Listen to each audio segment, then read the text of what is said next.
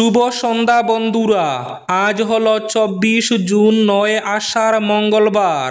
আজকের সন্ধ্যার বিশেষ বিশেষ খবরগুলি হলো: আগামী শুক্রবার পর্যন্ত অনিশ্চিত পাহাড় লাইনের অবস্থা খারাপ। আগামীকালও বন্ধ পাহাড় লাইন। আগামীকালও বাতিল করা হয়েছে সব ট্রেন। সম্পূর্ণ বিস্তারিত থাকবে প্রতিবেদনে। নিট পরীক্ষার মক টেস্টে নম্বর কম, বাবার মারে মৃত্যু হল মেয়ের। শিলচর কাছাড়ের জয়পুরে ভয়াবহ সড়ক দুর্ঘটনা।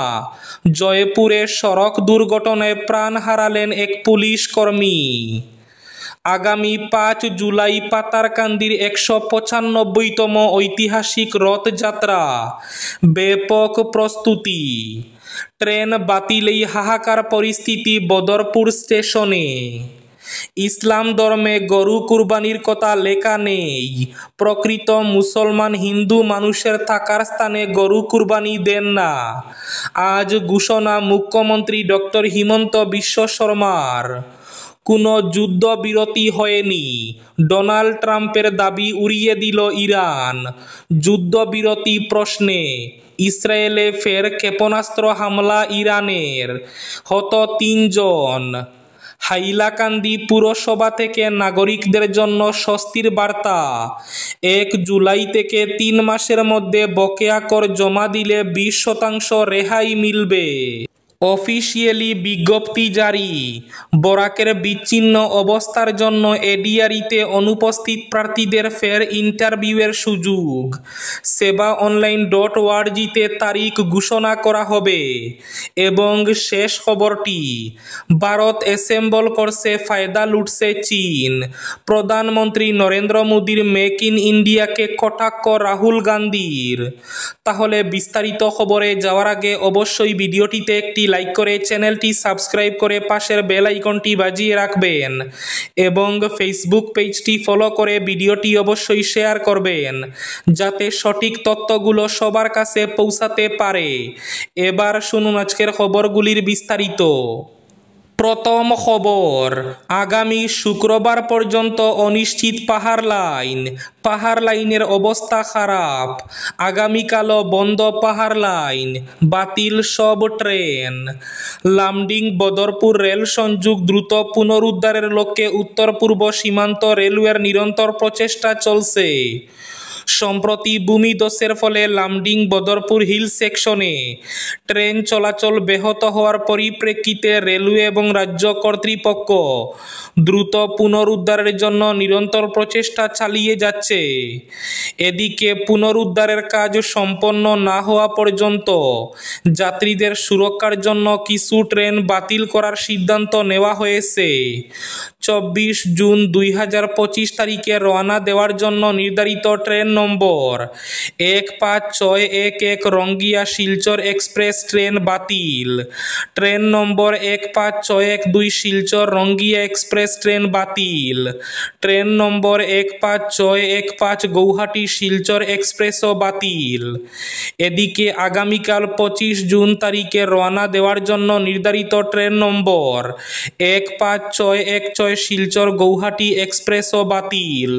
ট্রেন নম্বর 15888/15887 গৌহাটি বদরপুর গৌহাটি ট্যুরিস্ট এক্সপ্রেস এবং ট্রেন নম্বর 22450 নিউ দিল্লি গৌহাটি পূর্বোত্তর সম্পর্কক্রান্তি এক্সপ্রেস ট্রেনও বাতিল।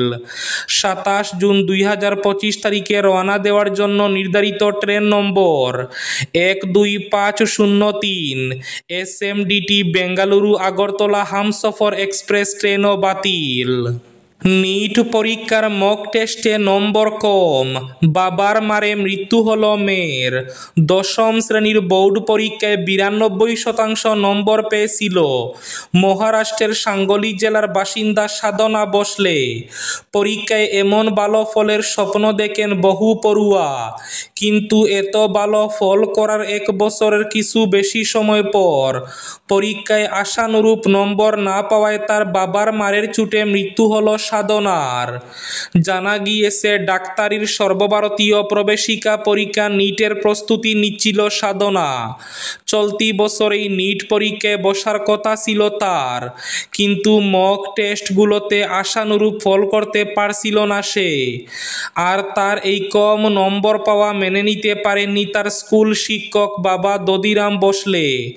রাগের চোটে তিনি একটি লাঠি দিয়ে বেদম মারধর করেন 17 বছর বয়সী সাধনাকে।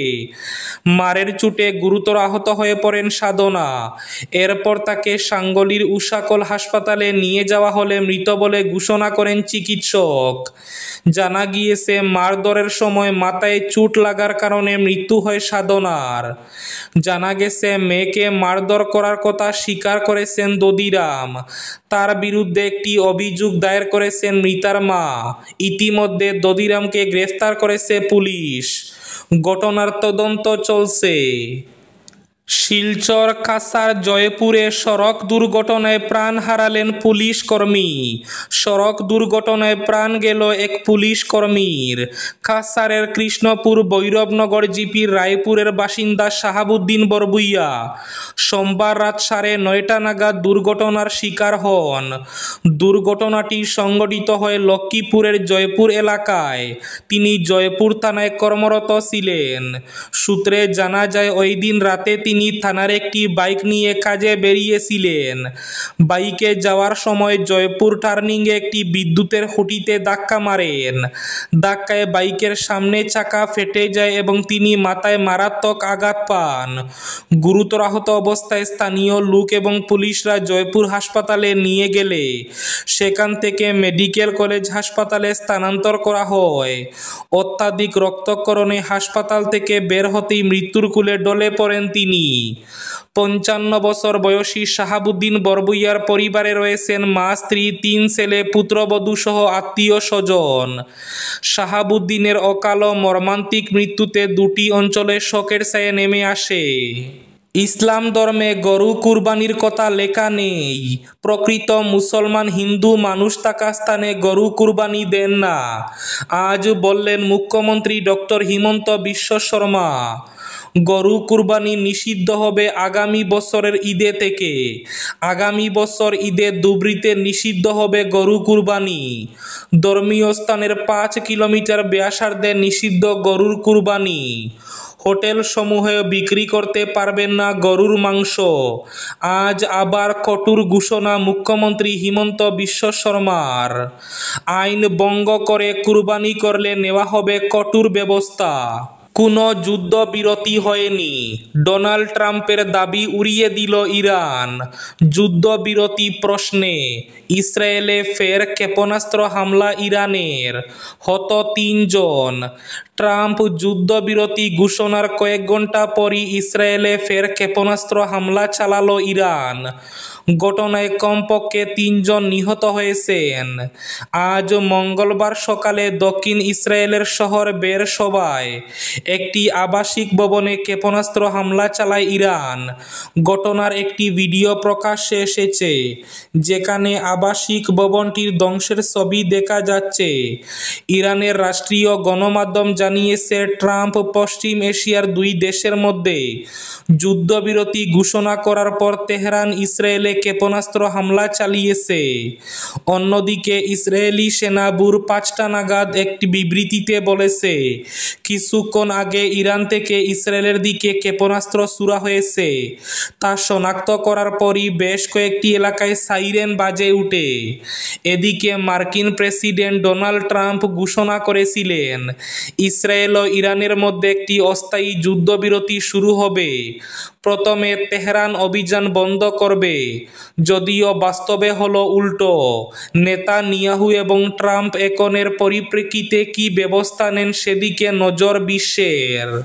5 জুলাই পাতারকান্দির 195তম ঐতিহাসিক সপ্ত রথযাত্রা। ব্যাপক প্রস্তুতি, আবারও বাজবে রথের ঘণ্টা, জেগে উঠবে পাতারকান্দি। আসছে 195তম ঐতিহাসিক সপ্ত রথ। মলিন ঐতিহ্য পাতারকান্দি বিধানসভা কেন্দ্রের খালোপাড়ের সপ্ত রথযাত্রা, ধর্মীয় ভক্তি, সাংস্কৃতিক ঐক্য এবং শতাব্দী প্রাচীন আচার অনুষ্ঠানের অপূর্ব সংমিশ্রণ। এই রথযাত্রা শুধু একটি উৎসব নয়, এ যেন হাজারো হৃদয়ের মিলন মেলা, গ্রামীণ জীবনের গভীর অনুভূতির প্রতিচ্ছবি।